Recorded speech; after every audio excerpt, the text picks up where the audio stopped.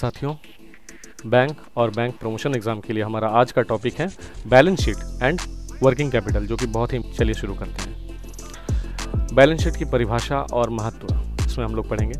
Balance sheet किसी व्यावसायिक इकाई की एक निश्चित तिथि को वित्तीय स्थिति को दर्शाती है, जिसमें उसकी संपत्तियां मतलब एसेट्स, देनदारियां मतलब लायबिलिटीज़ और स्वामित्व का हिस्सा मतलब इक्विटी शामिल होता है।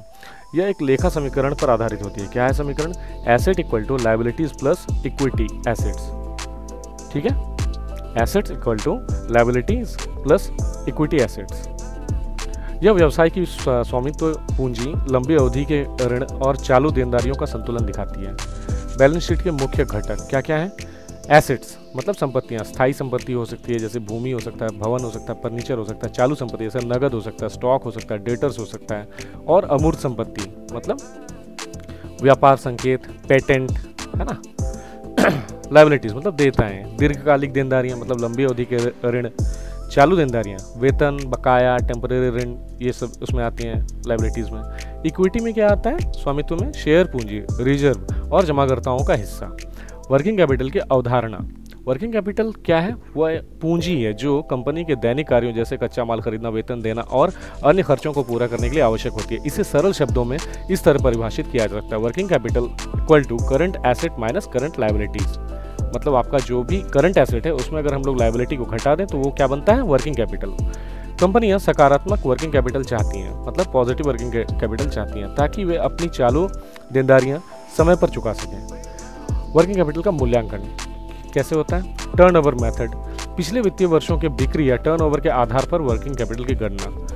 नायक कमेटी मेथड, इसके आधार पर कैसे गणना होती है? एमएसएमईज के लिए कामकाजी पूंजी परीक्षण के लिए यह एक मानक तरीका है, जहां टर्नओवर के 20 से 25% को वर्किंग कैपिटल के रूप में माना जाता है। कैश फ्लो एनालिसिस, नकद प्रवाह के आधार पर पूंजी की आवश्यकता का निर्धारण। कंपनी के संचालन चक्र यानी ऑपरेटिंग साइकिल, जिसमें इन्वेंट्री अवधि, डेटर्स कलेक्शन कर्व और क्रेडिटर्स अवधि शामिल होती है। व्यवसायिक अनुपात मतलब फाइनेंशियल रेशियोज। करंट रेशियो, चालू संपत्ति और चालू देनदारियों का अनुपात। आदर्श मतलब आइडियल क्या होता है? 1.33। क्विक रेशियो, त्वरित परिसंपत्तियां और चालू देनदारियां। डेब्ट इक्विटी रेशियो मतलब देनदारियों की तुलना स्वामित्व पूंजी से। DSCR क्या होता है? डेब्ट सर्विस कवरेज रेशियो। DSCR संचालन से अर्जित नगद प्रवाह और ऋण सेवा का अनुपात। क्रेडिट मूल्यांकन में बैलेंस शीट की भूमिका क्या होती है? बैलेंस शीट से व्यवसाय की वित्तीय स्थिति, परिसंपत्ति संरचना और दायित्वों का विश्लेषण होता है। संपत्तियों की गुणवत्ता, नकदी प्रवाह और लाभप्रदता की जांच की जाती है। लेनदार और बैंक ऋण की गारंटी के लिए पूंजी ताकत और सुरक्षा का आकलन करते हैं। अब आते हैं बैंक ऑफ इंडिया में कार्यान्वयन। क्या है भाई?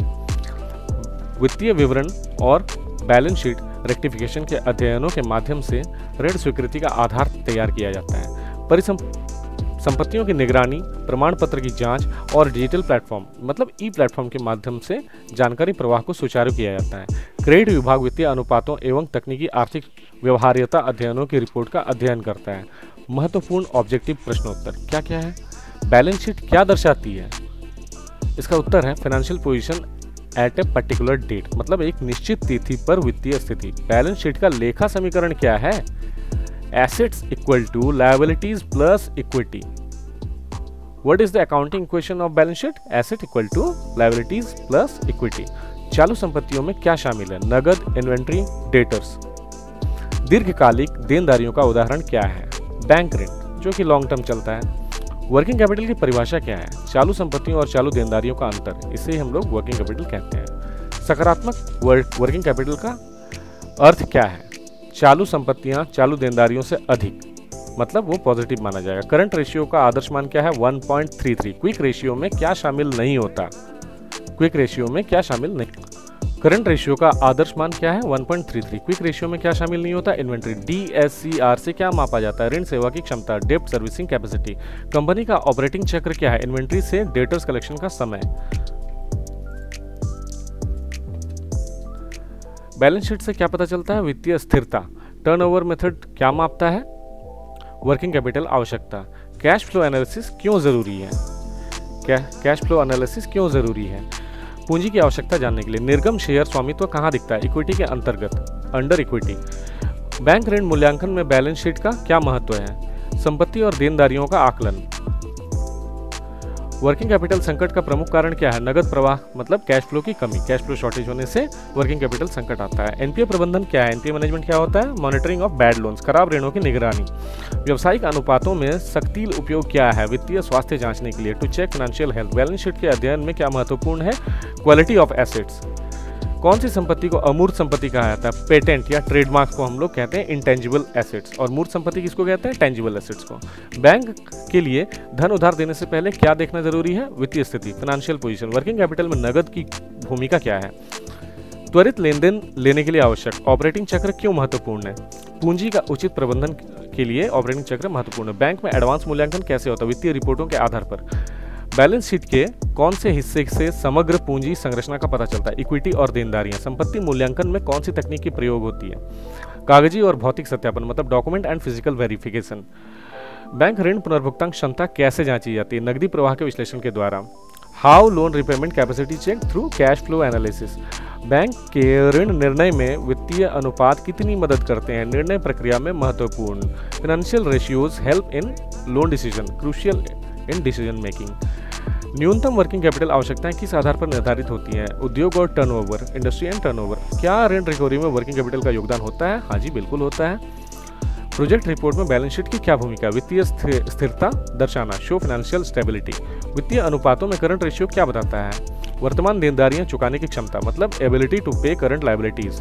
बैंकिंग में क्विक रेशियो को क्या कहा जाता है? एसिड टेस्ट रेशियो भी कहा जाता है। वर्किंग कैपिटल में डेटर्स की भूमिका क्या है? नगद प्रवाह में देरी का कारण मतलब cause of cash flow delay. Bank ऋण मूल्यांकन में बैलेंस शीट कब अपडेट की जानी चाहिए? नई वित्तीय स्थिति के अनुसार, as per new financial status. Working capital संकट के समाधान में बैंक की भूमिका क्या हो सकती है? कुशल ऋण प्रबंधन और सलाह, efficient loan management and advice. Bank में DSCR का मूल्य क्या है? 1 से ज़्यादा होना चाहिए। बैंक अधिनियम 1949 में वर्किंग कैपिटल का क्या उल्लेख है? वित्तीय प्रदर्शन के मानदंड के रूप में इसका उल्लेख है, as a criterion for financial performance. Banking जोखिम प्रबंधन में बैलेंस शीट कैसे मदद करती है? जोखिम स्तर का आकलन करके। Asset risk levels. Banking credit निर्णय के लिए बैंक किसे प्राथमिकता देता है? मजबूत वित्तीय स्थिति वाले ग्राहकों, कस्टमर्स विद स्ट्रॉन्ग फाइनेंशियल। ऋण स्वीकृति में कौन सा वित्तीय दस्तावेज सबसे महत्वपूर्ण माना जाता है? Balance sheet. वाणिज्यिक बैंकिंग में वर्किंग कैपिटल की आवश्यकता किसे मापती है? तत्काल वित्तीय जरूरतों को मापती है। एनपीए प्रबंधन में वित्तीय स्टेटमेंट से किन जानकारियों की जरूरत होती है? नगद प्रवाह और ऋण स्थिति, cash flow and loan status. Balance sheet के विश्लेषण का उद्देश्य क्या है? वित्तीय स्वास्थ्य समझना, अंडरस्टैंड फाइनेंशियल हेल्थ। बैंक ऋण देने के लिए कौन से अनुपात देखता है? करंट रेशियो देखता है, क्विक रेशियो देखता है, DSCR देखता है। बस। वर्किंग कैपिटल में इन्वेंट्री का क्या रोल है? उत्पादन और बिक्री में पूंजी बढ़ती है, capital tired in production and sales. ऋण जोखिम मूल्यांकन में बैलेंस शीट के कौन से हिस्से को सबसे पहले या सबसे ज्यादा महत्व दिया जाता है? संपत्तियां और देनदारियां, एसेट एंड लायबिलिटीज। बैंकिंग निर्णय प्रक्रिया में वित्तीय रिपोर्टिंग का क्या योगदान है? सटीक डेटा और विश्लेषण, accurate data and analysis. Banking नियमों में वर्किंग कैपिटल के असंतुलन को कैसे देखा जाता है? वित्तीय अस्थिरता संकेत के रूप में, sign of financial instability. Working capital का नियोजन किस स्तर पर किया जाता है? प्रबंधन स्तर पर, मैनेजमेंट लेवल पे किया जाता है। ऋण मंजूरी के लिए व्यवसाय की किस वित्तीय पहलू का आकलन आवश्यक है? लाभप्रदता और नकदी प्रवाह। बैंकिंग क्रेडिट प्रक्रिया में ऋण अनुबंध का क्या महत्व है? नियमों और दायित्वों को तय करना। Defining terms and responsibilities. Working capital के कौन से घटक वित्तीय स्थिरता के लिए महत्वपूर्ण हैं? चालू संपत्ति व देनदारियां, current asset and liabilities. Bank में बैलेंस शीट के बदलाव का क्या असर होता है? क्रेडिट सीमा और ऋण स्थिरता पर, on credit limit and loan stability. वित्तीय जोखिम प्रबंधन के लिए बैंक किस रिपोर्ट का उपयोग करता है? बैलेंस शीट और कैश फ्लो रिपोर्ट का उपयोग करता है। व्यवसाय के लिए धन प्रबंधन में वर्किंग कैपिटल क्यों आवश्यक है? रोजमर्रा के खर्चों को पूरा करने के लिए, to meet daily expenses. Bank of India में ऋण के लिए वर्किंग कैपिटल की गणना किस आधार पर की जाती है? उद्योग मानकों और व्यवसाय की प्रकृति पर, मतलब industry norms and nature of business पे बैंक ऑफ इंडिया कैलकुलेट करता है। क्या बैलेंस शीट के आधार पर जोखिम मूल्यांकन करते हैं? हाँ जी, बिल्कुल करते हैं। वर्किंग कैपिटल में नगद की क्या भूमिका होती है? परिचालन के लिए तुरंत उपलब्ध संसाधन, immediately available resource for operations. Banking में वित्तीय विश्लेषण के लिए बैलेंस शीट क्यों महत्वपूर्ण है? निर्णय लेने और सटीक आर्थिक स्थिति जानने के लिए महत्वपूर्ण है। धन्यवाद।